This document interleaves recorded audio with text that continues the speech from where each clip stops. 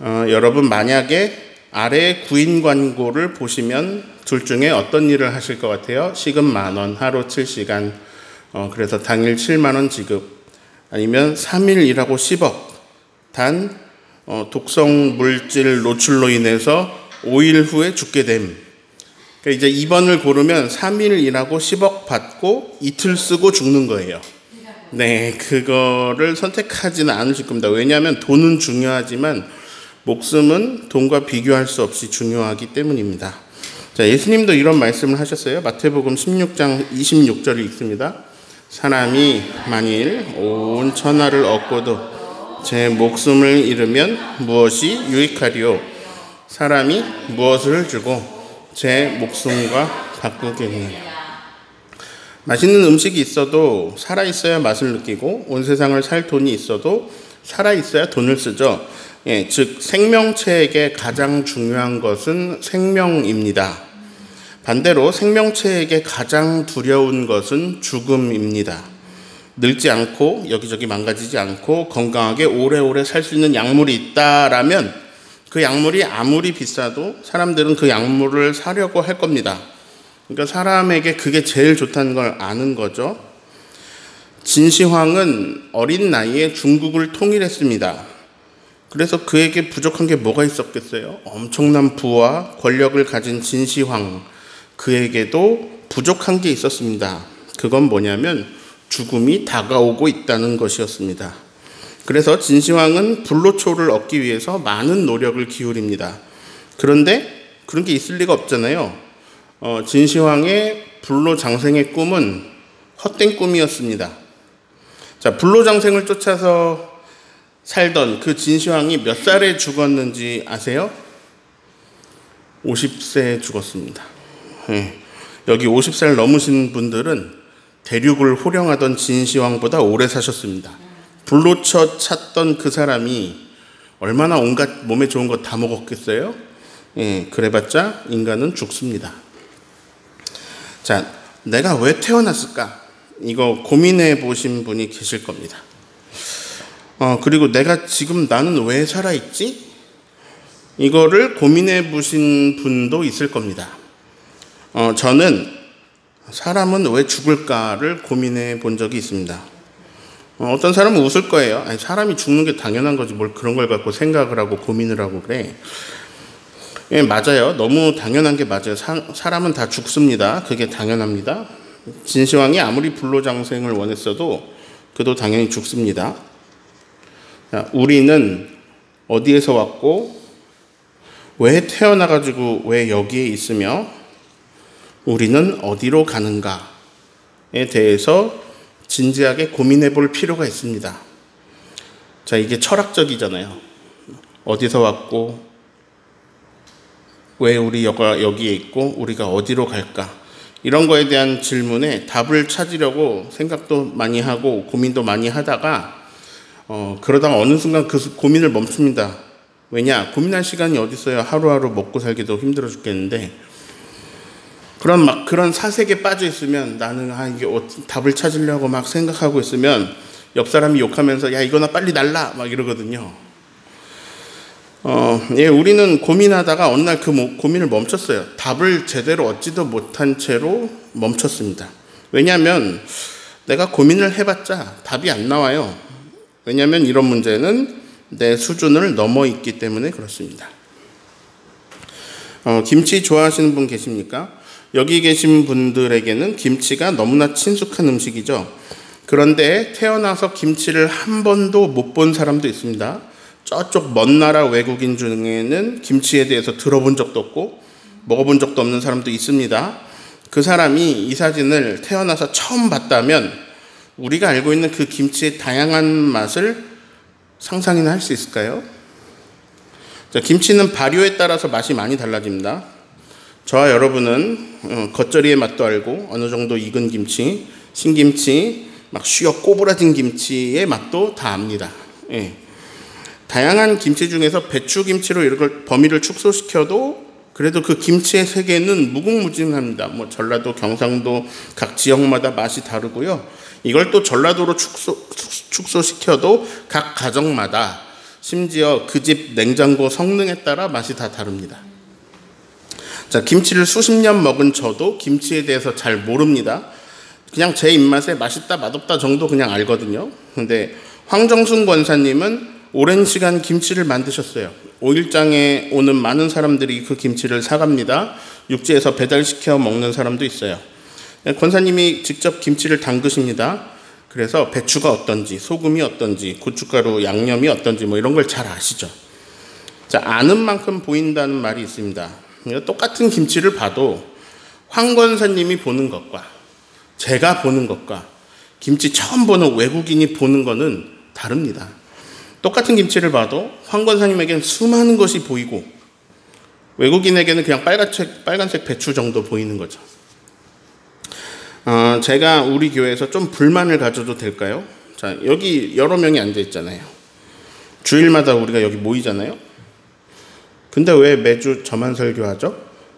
이거 돌아가면서 해야 공평하잖아요. 자, 이건 하나의 약속입니다. 사람마다 공부하고 경험을 쌓은 분야가 다 다르거든요. 제가 김치 분야에 대해서 황 권사님처럼 공부하고 경험하려면 수십 년이 걸립니다. 그냥 권사님이 담가주신 김치 먹는 게 수십 년의 시간을 제가 아끼는 거예요. 우리 교인들이 다 약속을 해준 겁니다. 성경 말씀을 해석하는 분야는 목사님이 그나마 잘 알 것 같으니까 설교는 매주 목사님이 하는 걸로 하자. 예. 그래서 여러분은 제가 매주 설교하는데도 불만이 없으신 거예요. 오늘 읽은 이 요한복음 17장은 예수님의 마지막 기도라고 불리는 말씀이에요. 요한복음에 나타난 순서대로 보면 예수님이 이 기도를 하시고 잡혀가시고 이제 십자가에 달리십니다. 그리고 이 기도를 대제사장의 기도라고 부르기도 합니다. 이 기도에 중보기도가 들어있거든요. 십자가에 달리기 전에 예수님이 무엇을 위해 기도하냐면 제자들, 자기를 따르는 사람들, 자기 사람들을 위해서 기도하십니다. 이 말씀을 묵상하면서 제가 여러 생각이 들었습니다. 예수님이 이 기도하실 때 무슨 마음이셨을까?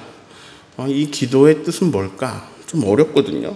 자, 그래서 이 중에서 어떤 내용을, 어떤 묵상을 교우들과 공유할까? 처음에는 이 예수님의 기도가 무슨 내용이다를 제가 이해한 정도를 설명드리려고 했거든요. 그러다가 너무 방대한 것 같아가지고 이제 확 축소시켜서 딱 한 절만 집중해서 생각해 보기로 했습니다. 자, 이 말씀은 암송하시는 분도 계실 겁니다. 교회 오래 다니신 분들은 아주 많이 들어보셨을 거예요. 그 말씀이 예수님의 마지막 기도에 들어있는데요. 17장의 3절을 읽습니다.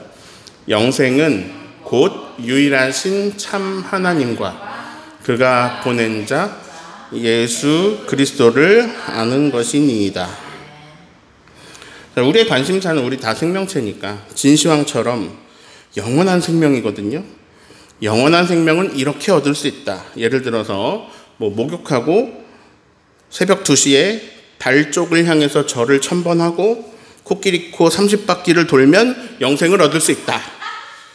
자, 이런 식으로 구체적인 행위를 말씀해 주셨으면 그러면 이거는 암송하고 또 막 공유하고 실행하고 막 이렇게 하기가 좋았을 것 같아요.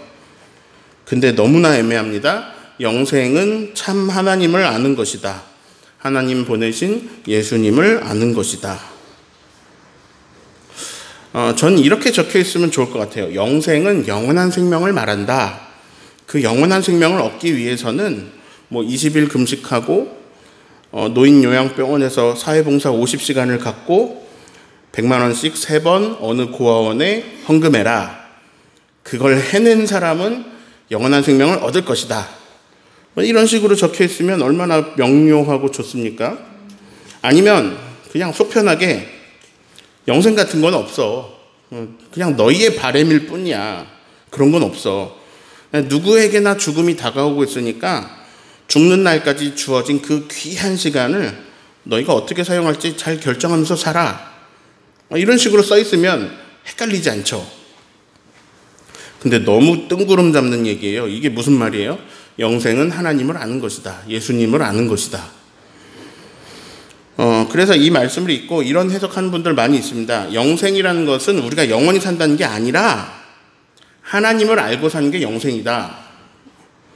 하나님을 알고 사는 게 중요합니다. 왜냐하면 하나님을 모르고 살면 죽은 거예요. 근데 하나님을 알고 살아가는 그 고귀하고 아름다운 인생이 성서의 용어로 영생이라고 쓰인 것 뿐이지 우리가 물리적인 시간으로 영원히 살아간다는 건 아닙니다. 하나님을 알고 사는 게 영생입니다 라고 해석하는 분들이 많이 있습니다.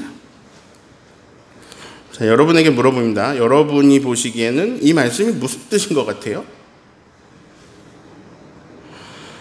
아니, 목사님한테 그거 해석해달라고 목사님 모신 건데 왜 그걸 우리한테 물어봐요? 뭐 이러실 수 있죠. 예, 그래서 저는 이제 오늘 제가 드리는 저의 해석이 여러분에게 조금 어떤 힌트가 되고 실마리가 되기를 바라서 오늘 증언을 준비했어요. 저는 어떻게 이해하고 있는지 이런 질문으로 시작하면 이해가 가실 것 같아요. 자, 혹시 누군가에게 식사 대접을 해보신 적이 있나요? 음식을 사주셨든 뭐 해주셨든 상관없습니다. 식사 대접을 해본 적이 있나요? 그때 어떤 마음으로 하셨을까요? 이분이 정말 맛있게 드셨으면 좋겠다. 아니면은 되게 맛없고 못 먹어가지고 고생했으면 좋겠다. 예? 자, 누구나 식사 대접을 할 때는 같은 마음입니다. 입맛에 맞아서 아주 맛있게 기분 좋게 드셨으면 좋겠다. 자, 선물을 준비할 때도 마찬가지입니다. 이 선물을 받고 기분이 좋았으면 좋겠다. 그 사람 취향에 이게 잘 맞았으면 좋겠다. 근데 내 선물 때문에 하루 종일 기분 나쁘고 열받아라 막 이러면서 테러가 아닌 이상 그런 마음으로 선물한 사람은 없죠. 자, 식사 대접이든 선물이든 공통점이 있습니다. 그것은 상대를 기쁘게 하는 것입니다. 자, 목적은 기쁨을 주는 거예요. 기뻤으면 좋겠다. 제가 방금 굉장한 목적이 담긴 두 글자를 말했습니다. 기쁨. 제 설교 이제는 익숙하시죠? 막 퍼즐 조각을 몇 개 던져놨는데요. 몇 개만 더 던질게요. 자, 영생은 참 하나님을 아는 것이다. 예수님을 아는 것이다. 자, 이 말씀 너무나 맞아요. 근데 사실 무슨 말인지 또 모르겠잖아요. 자, 김치 사진을 보여줍니다. 여기서 외국인도 저도 또 황 권사님도 이 사진을 봤습니다. 근데 외국인과 저와 권사님이 김치에 대해 아는 게 똑같지는 않아요. 그렇죠? 그 알매 수준이 다릅니다. 자, 강호동 씨 아시나요? 얼마큼 아세요? 얼마나 같이 식사해 보셨습니까? 예? 자, 제주 남부교회에 임종철 목사를 아는 사람들이 있습니다. 그분들이 여러분들만큼 저를 알까요? 그럼 여러분은 제 아내만큼 저를 알까요? 네. 제가 오늘 설교 제목을 알면 보입니다 라고 지었어요. 자, 반대말은 모르면 안 보입니다가 되겠죠. 자, 하나님을 아는 것, 예수님을 아는 것, 사람마다 다릅니다. 그런데 하나님을 알면 알수록, 예수님을 알면 알수록 이 말씀 이상의 표현이 없다는 것이 보이게 돼요. 영생은 참 하나님을 아는 것이다. 그 보내신 예수 그리스도를 아는 것이다. 이것만큼 영생에 대해서 잘 표현하는 게 없는 것 같아요. 자, 더 선명하게 말씀을 드릴게요. 저는 어렸을 때 엄마가 저에게 밥을 주실 걸 알았어요. 제가 엄청 똑똑했죠? 엄마가 나에게 밥을 주실 거라는 걸 알았어요. 자, 이걸 어떻게 알았을까요? 경험했습니다. 네, 지속적으로 먹을 걸 계속 주시더라고요. 아마도 제 기억이 없을 때부터 주셨을 거예요. 근데 기억이 나는데도 기억해보면 매일 주셨습니다. 몇 끼니마다 너무 지속적으로 계속 평생 그렇게 주셨어요. 어느 날 알게 됐어요. 엄마가 나에게 밥을 주실 거다. 아직 안 주셨는데 알아요. 밥을 주실 거야.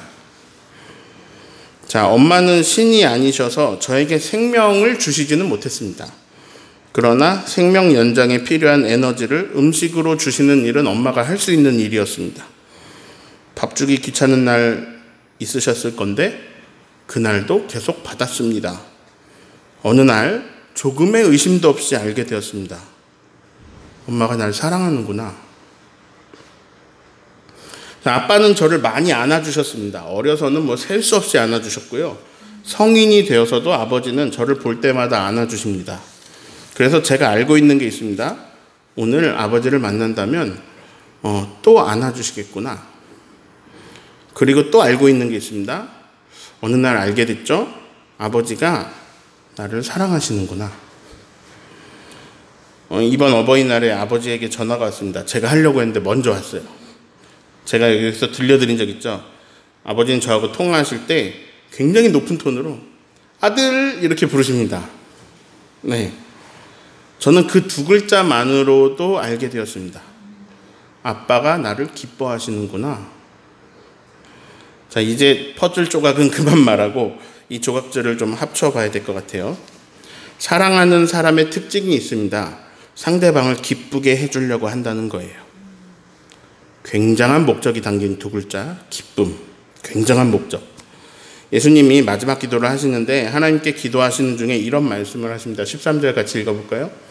지금 내가 아버지께로 가오니 내가 세상에서 이 말을 하옵는 것은 그들로 내 기쁨을 그들 안에 충만히 가지게 하려 함이니이다. 이제 곧 십자가 지고 죽으러 가세요. 기분이 어떠실까요? 근데 이상한 단어가 있어요. 기쁨. 이런 말이거든요. 나는 기쁩니다. 난 너무 기뻐요. 근데 이 내 기쁨을 나만 가지고 있기를 바라지 않아요. 내 제자들, 나를 따르던 사람들에게도 제가 가진 이 기쁨을 가득하게 가지게 하기 위해서 저는 아버지께로 가기 전에 세상에서 이런 말을 합니다. 자, 예수님이 어떤 목적을 가지고 계신데요. 그거는 이제 제자들에게 기쁨을 주는 것입니다. 자, 짧게 이 마지막 기도에 대해서 말씀드리면 이 기도에는요, 영화로움이란 단어가 많이 나와요. 영광도 많이 나와요. 무엇보다 이 기도는 관계에 대한 내용이 많이 나와요. 하나님과 예수님과의 관계, 예수님과 제자들과의 관계, 그 관계 안에서 이루시는 하나님의 역사를 기도하고 계세요. 그래서 뭐 이제 보전하여 주십시오, 하나 되게 해 주십시오, 이런 그런 몇 가지 기도 주제가 나오는데요. 그 중에 영화로움에 대해서만 볼게요. 자, 하나님이 예수님을 영화롭게 하시고 예수님이 하나님을 영화롭게 하십니다. 서로가 서로에게 영화롭게 하시는데 세상이 창조되기 전부터 이미 예수님에게 주신 원래 예수님이 가지고 있던 어마어마한 영광, 하나님의 영광, 그 영광, 그 영화로움을 다시 회복시켜달라고 예수님이 기도하세요. 1절 읽어보실까요? 예수께서 이 말씀을 하시고 눈을 들어 하늘을 우러러 이르시되 아버지여 아들을 영화롭게 하사 아들로 아버지를 영화롭게 하옵소서. 자, 고린도전서에서 배웠죠? 바퀴벌레의 영광이 있고 토끼의 영광이 있고 사람의 영광이 있습니다. 그 중에서 사람이 가장 영광스러운 존재죠. 그러나 예수님은 그 사람의 영광이 아니라 원래 하나님의 영광을 가지신 분입니다. 근데 그런 분이 그 영화로움을 다 포기하고 인간이 되셨어요. 그런데 이제 십자가에서 돌아가시고 3일 만에 부활하시면 그때는 그분에게 그 하나님의 영광이 회복됩니다. 자, 십자가는 죽음의 길이기도 했는데요. 예수님에게는 하늘 영광의 회복이 되는 길이기도 했어요. 예수님에게 그 기쁨이 있었어요.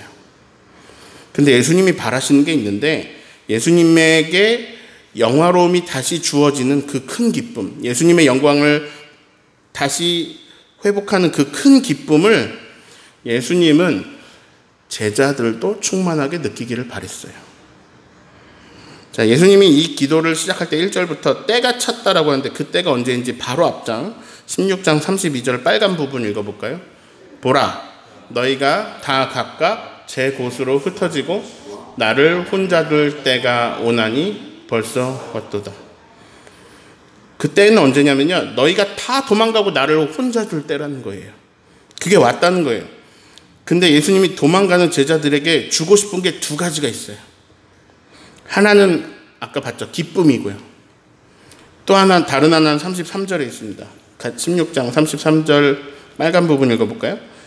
이것을 너희에게 이르는 것은 너희로 내 안에서 평안을 누리게 하려 합니다.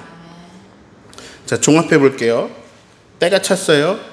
제자들이 예수님 버리고 도망갈 겁니다. 예수님은 혼자 남아서 잡히시고 순환당하시고 십자가 지고 죽을 겁니다. 그런데 예수님은 알고 있습니다. 부활하셔서 그 영화로움, 그 영광을 회복하실 거라는 걸 알고 있어요. 그래서 기쁜 것을 알고 계세요. 그래서 제자들에게 두 가지가 있기를 바라셨습니다. 그 하늘 영광의 기쁨, 그리고 평안입니다. 자, 예수님 배신하고 도망갔잖아요. 그런 자신이 너무 밉고, 그런 자신이 너무 창피하고, 막 그런 치욕감에 빠져들어 있을 제자들. 그렇지만은 또 무서워가지고 밖에 나가지는 못하고 문 잠그고 있어야 될 제자들. 그들에게 예수님은 미리 말씀해 주시는데요. 이 두 가지가 있기를 바란다고 말씀해 주세요. 내 기쁨, 그리고 평안. 평안해라. 내가 다 이겼다. 내 기쁨이 너희에게 충만하길 바란다. 자, 아주 분명한 목적이 24절에 나옵니다. 17장 24절 있습니다. 아버지여, 내게 주신 자도 나 있는 곳에 나와 함께 있어 아버지께서 창세 전부터 나를 사랑하심으로 내게 주신 나의 영광을 그들도 보게 하시기를 원하옵나이다. 빨간색 부분 읽어봐요. 내게 주신 자도 나와 함께 있어 나의 영광을 그들로 보게 하시기를 원합니다. 자, 아버지, 제자들도 나 있는 곳에 나와 함께 있게 해주세요. 그래서 아버지께서 창세전부터 나를 사랑하셔서 나에게 주신 어마어마한 그 엄청난 나의 영광을 그들도 볼 수 있도록 나와 함께 있게 해주세요. 자, 요약합니다. 제자들이 하늘 영광 같이 누리게 해주세요. 제자들이 뭔가 잘해서 지금 하늘 영광에 참여하게 해달라는 거 아닙니다. 도망가고 예수님 혼자 둔 제자들을 위해서 기도하시는 거예요. 자, 아까 영생은 예를 들어 새벽기도 20년, 사회봉사 30년이다. 이런 식이 아니고요. 영생은 하나님을 아는 것이다. 예수님을 아는 것이다. 자, 근데 이렇게 지금 예수님이 기도하신 것으로 볼 때 영생은 하나님을 아는 것입니다. 예수님을 아는 것입니다. 이게 예수님 기도 내용이거든요. 근데 이렇게 예수님의 기도 내용을 볼 때 영생의 주체가 내가 아니라는 걸 알 수 있어요. 우리는 막 코끼리 입고 30바퀴를 돌아야 영생을 얻는다 이렇게 생각하는데 영생의 주체는 내가 아니에요. 영생은 누구에게 달렸냐면요. 하나님과 예수님에게 달린 거예요. 근데 그 하나님과 예수님이 하시는 일이 뭔지 2절을 같이 읽겠습니다. 아버지께서 아들에게 주신 모든 사람에게 영생을 주게 하시려고 만민을 다스리는 권세를 아들에게 주셨음이로소이다. 자, 아버지하고 아들하고 막 뭘 하거든요. 아들은 아버지 뜻을 이루며 순종해서 아버지를 영화롭게 하고요. 아버지는 아들을 영화롭게 하시면서 만민을 다스릴 권세를 주십니다. 그렇게 이제 하나님하고 예수님하고 막 하고 있는 게 있어요. 근데 하나님하고 예수님하고 하고 있는 게 성경에 이렇게 기록되고 이렇게 우리가 배우고 하지만 사실 우리가 뭔가 모르는 엄청난 것들을 다 하셨는데 그 목적이 저기 있는 거예요. 저 빨간색에 있습니다. 제자들에게 영생을 주시려고. 그래서 예수님에게 만민을 다스리는 권세를 주시는 이유는 사람에게 영생을 주시려고 아버지가 주시는 거예요. 자, 근데 이제 주변에 제자가 있으니까 저렇게 기도하신 거고, 아들에게 주신 사람들, 주변에 임종철이 있으면 이렇게 기도하실 겁니다. 예수님 배신하고 도망가는 임종철을 위해서 이렇게 기도하실 거예요. 아버지께서 임종철에게 영생을 주게 하시려고 저에게 만민을 다스리는 권세를 주시며 저를 영화롭게 하셨습니다. 이렇게 예수님이 기도하실 거예요. 자, 그리고 자기를 고문하는 로마 병사들을 위해서 예수님이 이렇게 기도하십니다. 아버지, 저들을 사하여 주옵소서. 자기들이 하는 것을 알지 못합니다. 예수님 신기한 분이에요. 배신자, 고문자들을 위해서 기도하십니다. 그 죄가 사하여지기를 바라십니다. 그리고 그들에게 기쁨을 주려고 하십니다. 그들에게 평안을 주려고 하십니다. 그래서 예수님을 알다 보면, 예수님을 경험하다 보면 어느 날 알게 되죠. 예수님이 날 사랑하시는구나. 자, 이제 퍼즐 다 맞췄습니다. 자, 사랑하면 기쁘게 해주려고 합니다. 뭐가 제일 기쁠까요? 10억 얻는 것보다 더 기쁜 게 있어요. 제일 소중한 건요, 목숨입니다. 목숨을 얻는 것, 생명을 얻는 게 가장 기쁜 일이에요. 생명체는 생명을 유지하는 게 제일 중요합니다. 근데요, 이제 하나님을 알게 되면 아까 철학적 질문들 모든 게 다 깨달아집니다. 그냥 되게 단순한 거거든요. 왜 태어났을까? 생명 주셔서. 나 왜 지금 살아있지? 생명 주셔서. 왜 죽을까? 생명 잠시 거두셔서. 그럼 죽음 이후에 뭐가 있을까? 예, 있습니다. 삶이 있습니다. 영원한 생명을 주시기 때문에, 예, 영원한, 이게요, 지속적으로 경험하는 거예요. 나에게 또 생명 주시네? 나에게 또 생명 주시네? 이게 하나님에게로 오는 것부터라는 걸 알게 되면, 내가 하는 게 아니라, 하나님과 예수님이 나에게 주시는 걸 알게 되면, 이걸 영원히 주시니까, 그럼 영원히 살겠네? 이렇게 됩니다. 에이, 영생이라니. 이게 아니에요. 영원히 살겠구나. 그게 왜 그걸 주시려고 하냐면, 우리는 좋은 거, 나쁜 걸 잘 구분을 못 하는데요. 제일 좋은 걸 알고 계시는 거예요. 제일 좋은 거는 영원히 지금보다 더 멋진 삶을 사는 거예요. 자, 영생은 하나님을 아는 것, 예수님을 아는 것입니다. 이렇게 쓰면 좀 되게 명확해질 거예요. 아까 제 얘기로 보면요. 이런 표현이에요. 식사는 엄마를 아는 겁니다. 식사할 수 있는지 없는지 엄마를 아는 겁니다. 안아주실 건지 아닌지, 포옹은 아빠를 아는 것입니다. 하나님과 예수님이 뭔가 엄청난 역사를 지속적으로 계속 이루시는데, 그게 뭔지는 인간 수준에서 성경 이해하고 깊이 파악하기 힘들지만 그 마음은 알 수 있어요. 그 목적은 파악할 수 있습니다. 그게 뭐냐면요, 기쁨 주시고 평안 주고 결국 영원한 생명, 너무나 좋은 거, 하나님 보시기에 제일 좋은 거, 이게 제일 필요한데, 이 영원한 생명 주고 싶으셔서 하나님은 하나님의 일을 이루시고 계시고, 예수님은 예수님의 일을 이루십니다. 또 성령님은 성령님의 일을 이루시고요. 그래서 하나님에 의해, 예수님에 의해 우리는 영원한 생명을 얻습니다. 네, 예수님과 함께 있게 되고요. 그리고 그 하늘의 영광에 참여하게 됩니다. 자, 근데요, 이거는요, 진시황이 원했던 불로장생보다 훨씬 더 좋은 거거든요. 그런 거라서 또 안 믿어주려고 그래요. 이런 게 왜 나한테 왜 주어지지? 믿어지지 않을 수 있습니다. 그런데 하나님을 알면, 예수님을 알면 우리가 사랑받음을 알게 되고 영원한 생명이 나에게 주어져 있음을 보게 됩니다. 자, 알면 보입니다 라는 말씀을 좀 늘려볼게요. 하나님을 알면 영생이 보입니다. 예수님을 알면 영생이 보입니다. 내가 비행기 운전법을 몰라도 비행기 타면 도착지에 가요. 우리가 몰라도 하나님 뭐 하시는지, 예수님 뭐 하시는지 몰라도 그분들이 다 알파 오메가 되어주셔서 다 행하시고, 다 운전해 주시고, 다 이루시고 하셔가지고, 계속 다 이루셨대요.